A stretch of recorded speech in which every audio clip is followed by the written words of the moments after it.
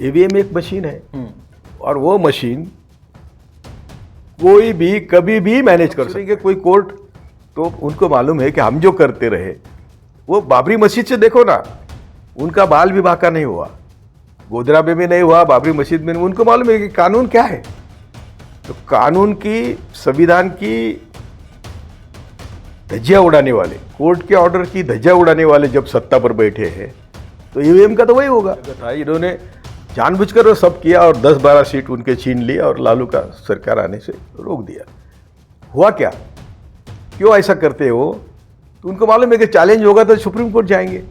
मैं हमेशा कहता हूं कि चुनाव आयोग और ईवीएम की सहायता और सर्वोत्तम या उच्चतम न्यायालय के आशीर्वाद से ही मोदी शाह सत्ता पर आए। मोदी का हर दिन का पब्लिसिटी का खर्च 43 करोड़ है, यानी मिनट को 3 लाख रुपए मोदी खुद पर चमकाने के लिए खर्च कर रहे हैं। कहाँ के पैसे?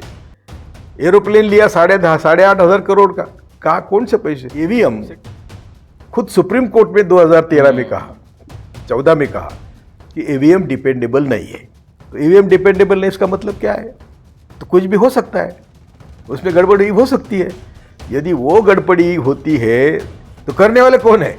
19 के ईवीएम के घोटाले की बात जब आई तो कई 37% ईवीएम में घोटाला था, और ये 37% ईवीएम का घोटाला, तो क्या दिक्कत? ताज्जुब है कि कई पार्टियां मेरे साथ आई, सबने हमने प्रेस कॉन्फ्रेंस करी और ईवीएम के खिलाफ आवाज़ उठाई, लेकिन सब पार्टियां किसी के पीछे ईडी लगती है, किसी के पे तो वो चले भाग जाते हैं।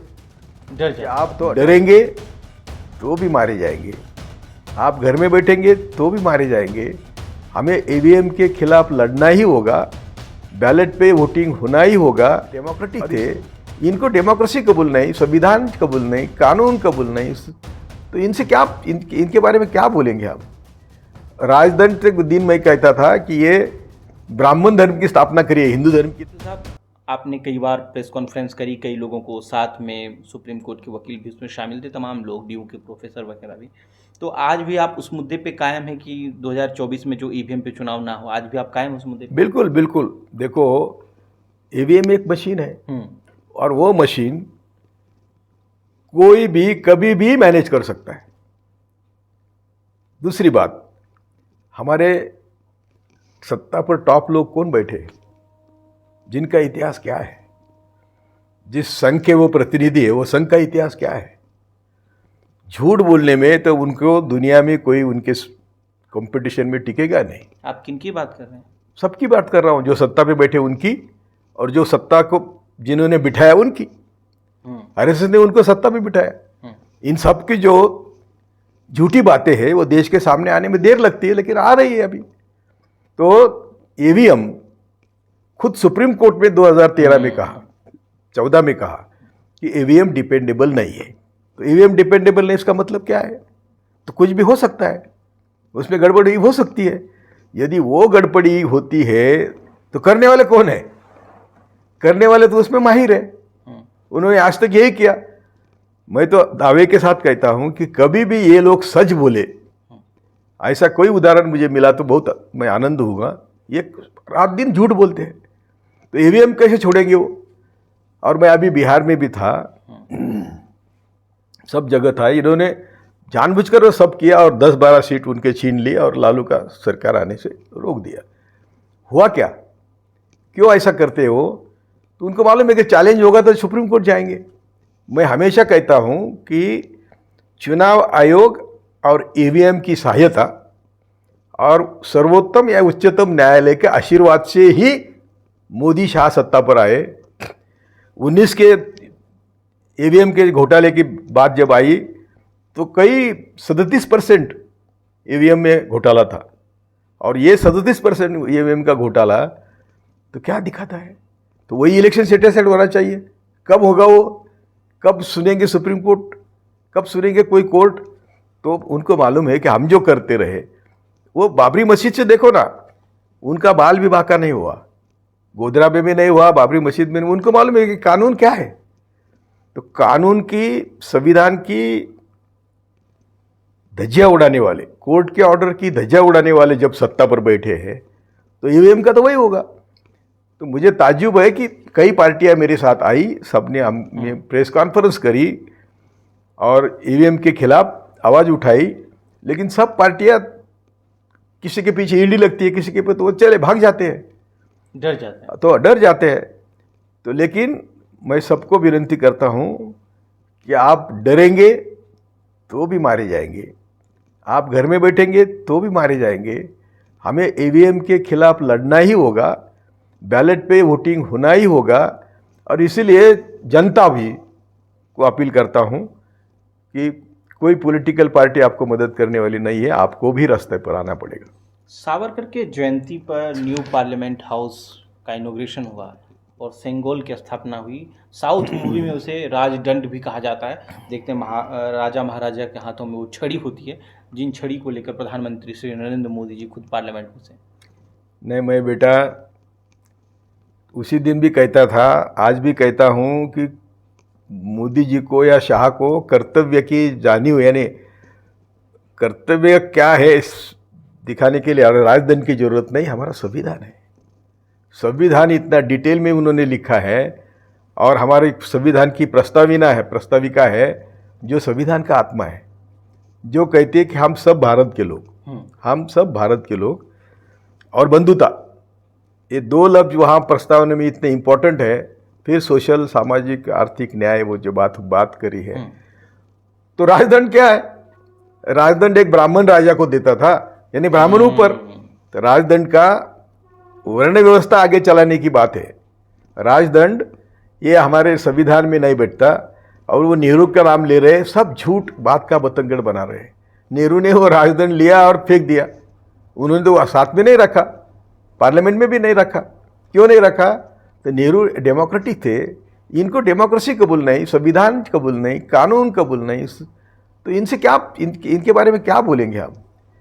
राजदंड के दिन मैं कहता था कि ये ब्राह्मण धर्म की स्थापना करिए, हिंदू धर्म की नहीं।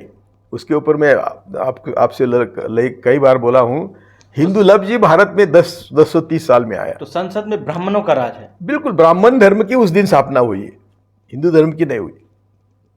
बड़ी बात आप कह रहे हैं, बड़ी बात। जी, मैं मुझे जो मेरा अभ्यास है ब्राह्मणों के बारे में, ब्राह्मण नीति के बारे में, हिंदू लफ्ज भी हमें 10 से 30 तक मालूम नहीं था। उस हिंदू छोड़ दो, लेकिन एक जब गजनवी आया तो उसने, उसके साथ जो इतिहासकार आया था, उसने हमें हिंदू कहा, वो एक गाली है। तो हिंदू, और सुप्रीम कोर्ट ने कहा ना हिंदू धर्म नहीं है। हिंदू धर्म नहीं कहने का सबने मौका लिया, तो भी वो हिंदू धर्म को चिपका रहे, क्योंकि उन्होंने, ब्राह्मणों ने कॉन्स्पिरेसी करी कि अडल्ट फ्रेंचाइज में हम 3% है, तो हम तो कहीं नहीं आ सकते। इसलिए उन्होंने ये ब्राह्मण धर्म का नाम हिंदू धर्म कराया। दयानंद सरस्वती गुजरात के जो बड़े ब्राह्मण थे, जिन्होंने आर्य धर्म की स्थापना करी, वो सबको, ब्राह्मणों को कहते थे कि तुम ब्राह्मण धर्म ही रखो, हिंदू धर्म में जाओ। हिंदू धर्म का नाम हिंदू नहीं है, हमारा ब्राह्मण धर्म है।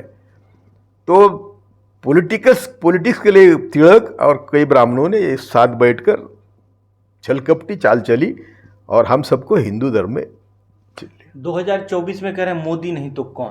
अब आप ही बताइए कि आप तो भविष्य देखते हैं, दूरदर्शी देखते हैं। अरे, दूध पीते बच्चे का नहीं रहता तो देश है हमारा, 140 करोड़ हमारी लोक संख्या है। दूध पीते बच्चे की माँ मरती है तो उसको कौन, ऐसा सवाल नहीं पड़ता है, बढ़ जाता है। और हमारे कई काबिल नेता है, किसी का नाम लेने की जरूरत नहीं।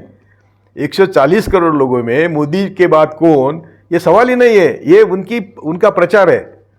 और दूसरे पार्टियों की भी तुलना करते हैं कि कांग्रेस और आरएसएस एक ही सिक्के के दो पहलू है। गलत है।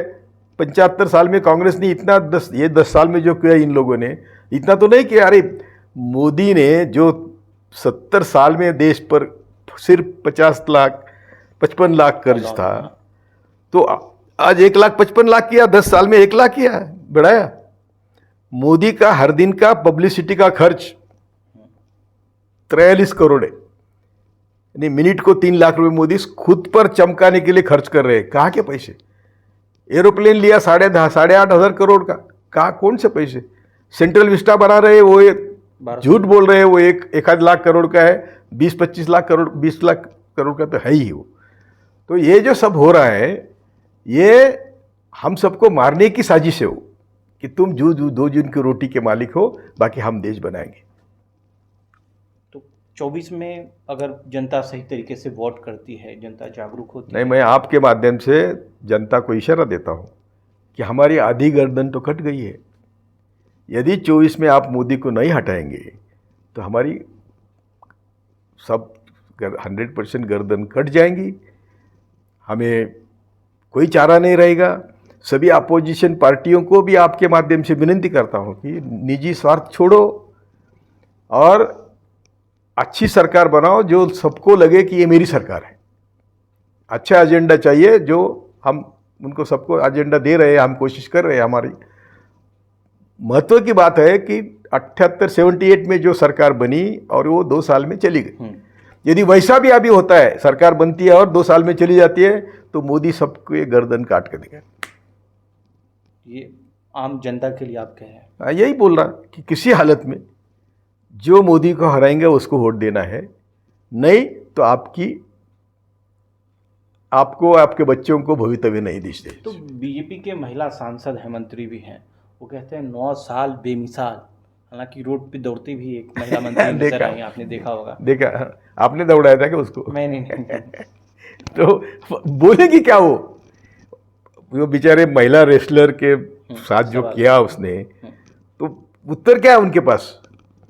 और ये तो कितने भी झूठ बोलेंगे तो उसको भी कुछ हद होती है ना, तो वो हद पार कर दी उन लोगों ने, इसलिए उनको भागना पड़ा है। अभी तो ये तो ट्रेलर था, अभी पिक्चर बाकी है। अभी पिक्चर बाकी है। हाँ, जब अभी ये जाएंगे ना इलेक्शन के लिए, तो लोग क्या करते देखो तो।